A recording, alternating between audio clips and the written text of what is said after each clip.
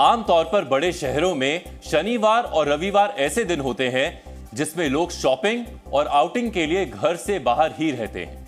ये दिन बच्चों के लिए परिवार के साथ घूमने फिरने का होता है। ये दिन पारिवारिक मनोरंजन के लिए किसी मॉल में जाकर रेस्टोरेंट में खाना खाने, थिएटर में अच्छी फिल्म देखकर मौज मस्ती का होता है। जितनी तेज रफ्तार से शहर की आबादी बढ़ी है, उतनी ही तेज रफ्तार से शहरों में मॉल्स की संख्या भी बढ़ी है। लेकिन आजकल स्थिति यह हो गई है कि मॉल्स हादसों की जगह भी बनते जा रहे हैं। आगे बढ़ने से पहले आपको बता दें कि देश के 8 सबसे बड़े बाजार माने जाने वाले शहरों में 271 मॉल्स हैं। इन शहरों में अहमदाबाद, बेंगलुरु, चेन्नई, हैदराबाद, कोलकाता, पुणे और दिल्ली एनसीआर है। आपको हैरानी होगी ये जानकर कि इनमें से 34% मॉल केवल दिल्ली एनसीआर में ही है।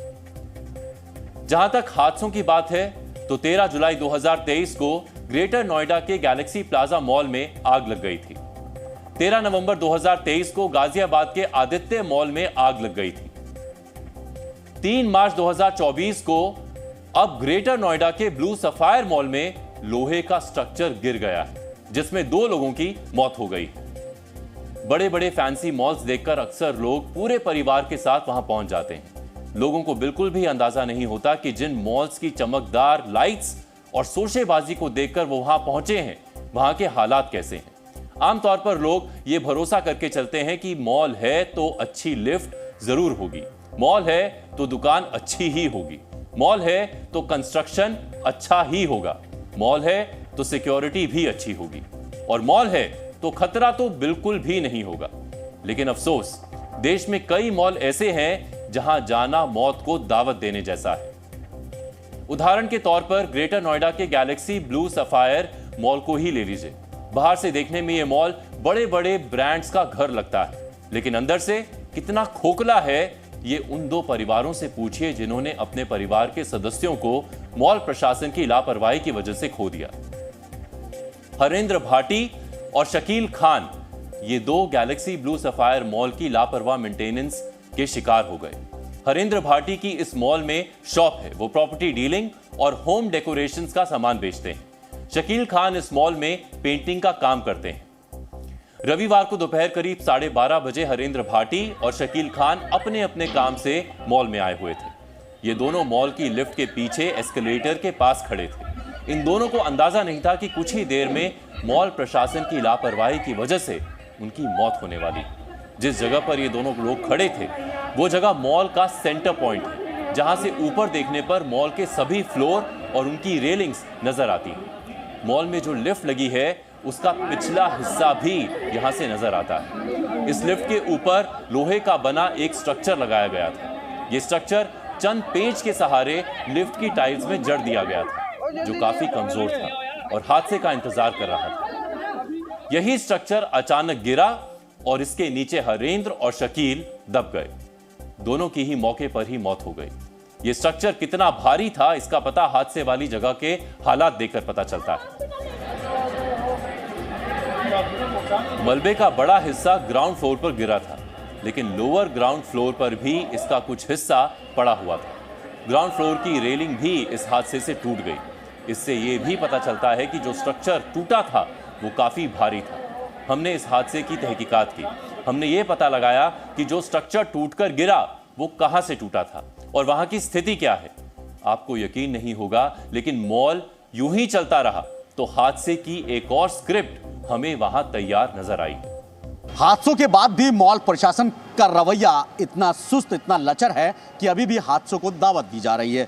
उसके पीछे की वजह है, यही वो एरिया है, ये जो फ्रेम है जिसके पीछे आप देख रहे हैं, ये जो फ्रेम लगा हुआ है लोहे का, यही वो लोहे का फ्रेम है जिस पर डिजाइनिंग के लिए एक अलग से शेड डाला गया था। यानी इधर से मैं अपने कैमरा पर्सन सुनील बीच से कहूँगा कि एक बार कोशिश करें इसको इधर का एरिया दिखाने की। हालांकि ये एरिया भी पूरी तरीके से पूरा जर्जर है और ये पत्थर तक टूट चुके हैं। बिल्कुल मामूली से पेज के ऊपर जो सेल्फ स्क्रू होते हैं उन पर टिका हुआ है। ये किसी वक्त भी ये खुद गिर सकता है इस वक्त। तो ये डिज़ाइन चारों तरफ था। दरअसल ये लिफ्ट का पूरा शाफ्ट है और इसी शाफ्ट के साइड में ये डिज़ाइनिंग के लिए ये पूरा फ्रेम तैयार किया गया था। ये आप जो देख रहे हैं इस वक्त, ये पत्थर जो टूटे पड़े हैं, जिस वक्त ये फ्रेम टूट कर गिरा है तो आप अंदाज़ा लगाइए कि ये पौना इंची 1 इंची मोटा पत्थर किस तरीके से पूरा बिखरा हुआ पड़ा है। और उसके बाद यहाँ से तकरीबन 100 फीट से ज़्यादा की जो हाइट है, यानी 5 से 6 मंजिल इस वक्त ये मौजूद है। मैं अपने कैमरा पर्सन सुनील बिज से कहूँगा कि एक बार कोशिश करें दिखाने की। सीधा नीचे जाकर ये पूरा फ्रेम जो साइड में आप ऊपर देख रहे थे वो नीचे गिरा है, जिसके बाद दोनों व्यक्तियों की घटनास्थल पर ही मौत हो गई। आपने ध्यान दिया होगा कि लिफ्ट के ऊपर एक एसी शाफ्ट है।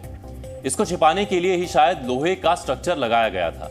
लापरवाही देखिए कि इस भारी भरकम स्ट्रक्चर को पेंच के सहारे ही टिका दिया गया था, जिसका गिरना तय था।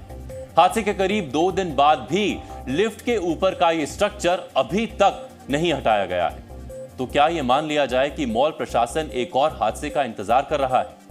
इस हादसे के तुरंत बाद मॉल प्रशासन की तरफ से जो एक्शन लिए जाने चाहिए थे वो नहीं लिए गए।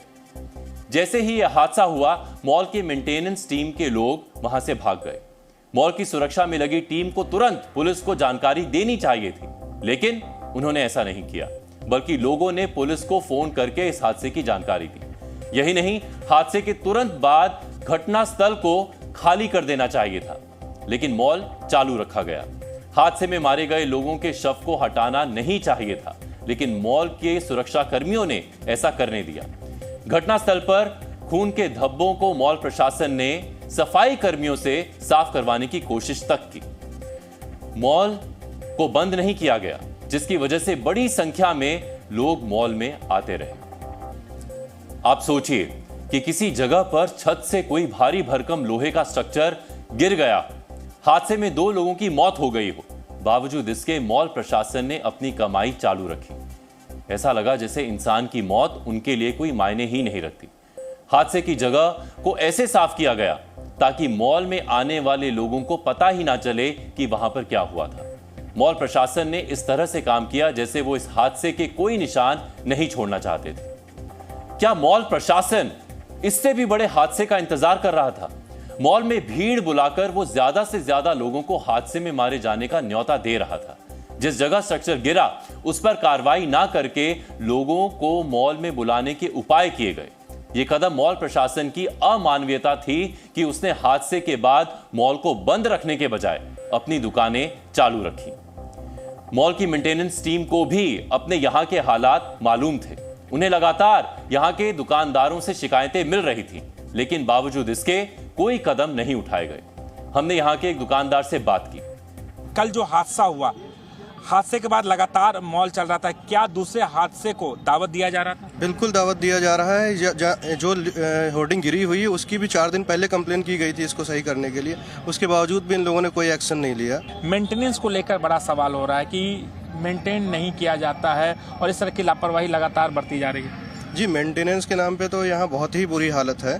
बिल्डर मेंटेनेंस तो चार्ज कर रहा है, लेकिन मेंटेनेंस 1 साल का हम लोग से एडवांस तक ले लिया जाता है, लेकिन मेंटेनेंस के नाम पे कुछ नहीं होता है। लिफ्ट ऐसी दुर्घटनाएं फ्यूचर में भी होंगी, क्योंकि लिफ्ट की हालत यहाँ बहुत ख़राब है। लिफ्ट के सेंसर ख़राब है, कई बार एकदम से बंद हो जाती है, कहीं बीच में फंस जाती है लिफ्ट। कल जो लोहे का ग्रिल गिरा, बताया जा रहा है कि वो पहले से हिल रहा था, जिसकी शिकायत भी दी गई, उसके बावजूद भी कोई एक्शन नहीं हुआ। जी, इसकी शिकायत 4 दिन पहले भी की गई थी, लेकिन उसके बावजूद भी कोई एक्शन नहीं लिया है। मॉल मालिकों की अमानवीय हरकत पर जी न्यूज की नजर लगातार बनी हुई थी। एक मुहिम की तरह हमने खबर को प्राथमिकता दी, जिसकी वजह से पुलिस ने ब्लू सफायर मॉल को फिलहाल बंद कर दिया है। यह कदम जरूरी था, क्योंकि मॉल मालिकों को इंसानी जान की फिक्र कम, अपनी कमाई रुक जाने की फिक्र ज्यादा थी। शायद इसीलिए मॉल को चलाए रखा गया। इस हादसे में मारे गए हरेंद्र भाटी के परिवार वालों ने मॉल के मालिकों और मेंटेनेंस टीम के खिलाफ मामला दर्ज करवाया है। एफआईआर की कॉपी हमारे पास है।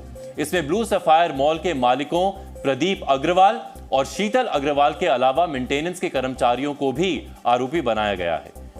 शायद आप में से कई लोगों को प्रदीप अग्रवाल और शीतल अग्रवाल नाम से कुछ याद ना आया हो, लेकिन पिछले वर्ष इन्हीं के एक और बड़े मॉल में एक हादसा हुआ था, गैलेक्सी प्लाजा मॉल। शायद इस नाम से आपको कुछ याद आ जाए, अगर नहीं तो हमारे पास कुछ तस्वीरें भी हैं। गैलेक्सी प्लाजा मॉल में पिछले वर्ष जुलाई में आग लगने की एक घटना हुई थी। इस हादसे के कई वीडियोस सोशल मीडिया पर वायरल भी हुए थे।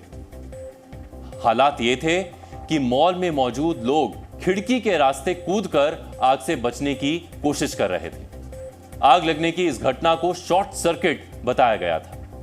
लेकिन अब इसे अजीब सा इत्तेफाक कह सकते हैं, लेकिन गैलेक्सी नाम से 2 मॉल्स जिनके मालिक एक ही हैं, उनमें 8 महीने के अंदर ही 2 हादसे हो गए। एक में आम लोगों ने खिड़की से कूदकर जान बचाई और दूसरे हादसे में 2 लोगों की मौत भी हो गई। इसमें गलती किसकी रही होगी, ये आप खुद समझ सकते हैं।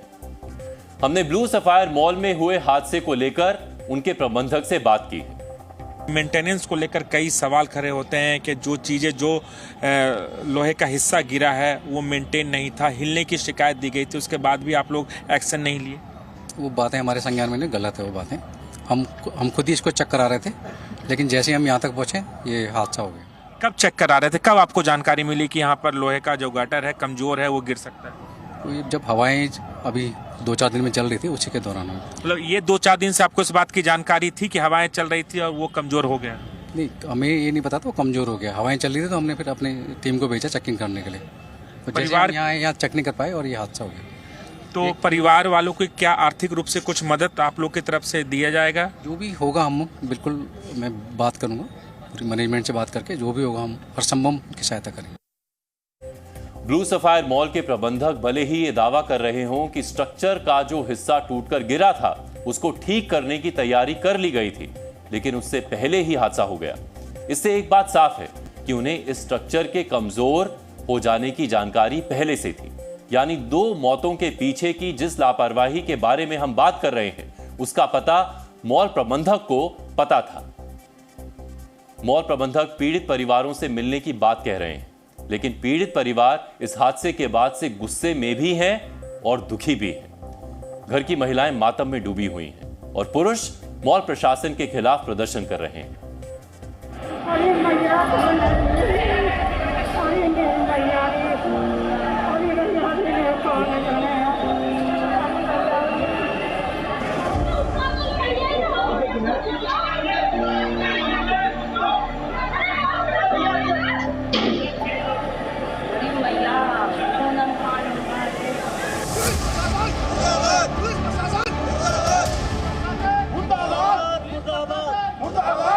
गैलेक्सी ब्लू सफायर मॉल में हादसे के बाद तमाम आरोप लग रहे हैं प्रशासन पर, मॉल प्रबंधक पर। इस बीच जो हरिंदर भाटी जो मृतक है उनके परिवार वाले प्रोटेस्ट कर रहे हैं। इन्होंने पुलिस की जांच पर भी कई सवाल खड़े कर रहे हैं। उनका कहना है कि पुलिस भी इस पूरे मामले में खानापूर्ति कर रही है और जिसके बाद हरिंदर भाटी के पिता और उनके जो परिवार के लोग हैं, ग्राम के लोग हैं, मॉल के बाहर प्रोटेस्ट कर रहे हैं, धरने पर बैठ गए हैं और पुलिस से उचित कार्रवाई करने की मांग कर रहे हैं। क्या आश्वासन दिया गया है मॉल प्रशासन की तरफ से? आश्वासन ये कह रहे हैं कि बात कर लेते हैं, क्या गड़बड़ कैसे हुई है। हमने कहा कि मुझे गड़बड़ से मतलब नहीं, मेरे जो परिवार को देख लो, वो कितने दुखी हैं, कष्ट में है। आपको कष्ट में लगे तो मुझे न्याय दे दो, कष्ट में है न्याय दे दो मुझे। अगर आप इनकी मांगों से नहीं संतुष्ट होते हैं तो क्या आगे आप लोग का? जो हमारी पीड़ित महिला हैं, जो पीड़ित महिला मतलब वो जो दुखी हैं हरिंदर भाटी की मौत पे विलाप कर रही हैं, वो सारी महिला कल यहीं आएंगी, यहीं विलाप करेंगी।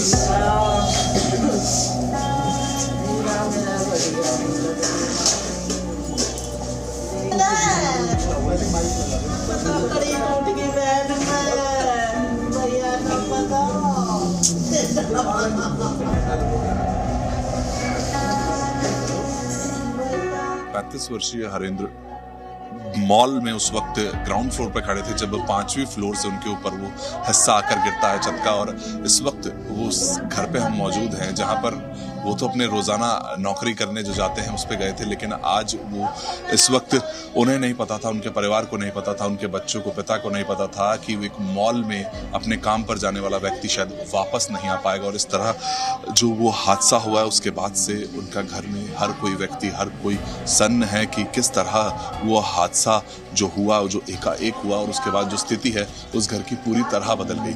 भैया मैं तो लूटी पीटी बैठी हूँ, तुम कहाँ पूछो। भैया मेरा लाल लूट लिया, मैं कहाँ पूछो भैया, तुम वो है मेरा लाल दे दो। अरे वो पूछ लो मेरे के छोटे छोटे बालक है, बिन बाप के रह गए। इस वक्त जो परिवार उनका सह रहा है उसको बयां किया ही नहीं जा सकता है। हरेंद्र के घर हम इस वक्त आए, वहां से हम ये ग्राउंड रिपोर्ट तैयार कर रहे हैं। जी न्यूज लगातार ये कोशिश कर रहा है कि आज उस प्रशासन के कानों में ये बात पड़े कि वो जो एक व्यक्ति की, एक मानव की जो जान की कीमत है उसको समझा जाए। प्रशासन की लापरवाही है। मॉल की तरफ से कोई भी ना तो कोई रेस्पॉन्स दिया गया है, और मॉल के लापरवाही की वजह से अगर वहाँ पे कोई नीचे कोई आदमी होता या ऊपर कोई होता देखने वाला तो ये हादसा नहीं होता। वहाँ लाखों आदमी की जान जोखिम में डाल के, और ये जो हमारा हादसा हुआ, ये हादसा इतना बड़ा हादसा हो चुका है कि एक परिवार टूट चुका है। शकील के भाई हैं हमारे साथ, क्या हुआ, क्या आपको क्या खबर आई, क्या कुछ? हमसे तो सिर्फ नहीं गया तुम्हारे भैया के थोड़ी बहुत चोट लग गई है, आ जाओ। अच्छा जी, तो हम पहुँचे, वहाँ जाकर देखा तो वहाँ कुछ नहीं, सीधे हॉस्पिटल पहुँचा दिया। हॉस्पिटल से डायरेक्ट पोस्टमार्टम के लिए पहुँचा दिया। यहाँ तक कि हमें सोचने का भी मौका नहीं दिया भाई क्या हुआ था क्या नहीं हुआ, कुछ नहीं, कोई सुनवाई नहीं हुई। हमने की जी हम अपने घर नहीं लेके जाएंगे अब इस हालत में अपने भैया को, हम जहाँ एक्सीडेंट हुआ हम वहाँ लेके जाएंगे। पुलिस प्रशासन ने हमें थोड़ा दबाव सर रखा, नुका इस तरह की बात नहीं होती है, तसल्ली से जाओ अपने घर मट्टी सनगाओ, कल को करना बात। इतने बड़े साहब लोग हो गए, इस तरह गरीब इंसान से एकदम ही नु कहती कि अपनी मट्टी को अपने घर लेके जाओ, आपसे अभी कोई बात नहीं हो रही, सुबह को करना बात। अच्छा जी, जब तक घर का कोई नहीं पहुंचा तो उससे पहले ही आपने पोस्टमार्टम के लिए भेज दिया। वरुण भसीन, जी मीडिया, गाजियाबाद। वैसे तो मॉल प्रशासन अपने यहां के दुकानदारों से मेंटेनेंस के नाम पर लाखों रुपए लेते हैं, लेकिन आए दिन इन मॉल्स में अलग अलग तरह के हादसे होते रहते हैं। इसकी एक वजह मेंटेनेंस डिपार्टमेंट का ठीक से काम ना करना भी है। रविवार दोपहर को ग्रेटर नोएडा के ब्लू सफायर मॉल में हादसा हुआ तो उसके ठीक 12 घंटे बाद रात करीब 1 बजे दिल्ली के वसंत कुंज के मॉल की छत का हिस्सा गिर गया। वसंत कुंज में एम्बियंस मॉल एक जाना माना नाम है। इसी मॉल की छत का एक हिस्सा टूटकर नीचे गिर गया। गनीमत रही उस वक्त मॉल में लोग नहीं थे। अगर यह घटना दिन के वक्त हुई होती तो बड़ा हादसा हो गया होता। इस तरह की घटनाओं से एक सवाल उठता है कि क्या मॉल्स की कंस्ट्रक्शन क्वालिटी और मेंटेनेंस की निगरानी को लेकर कोई नियम कायदे नहीं है? एक ऐसी जगह जहां बड़ी संख्या में लोग जाते हैं, वहां उनकी सुरक्षा की जिम्मेदारी क्या उस मॉल प्रशासन पर छोड़ देनी चाहिए जो मेंटेनेंस पर ध्यान ही नहीं देती? इस पर सरकार को विचार करने की जरूरत है।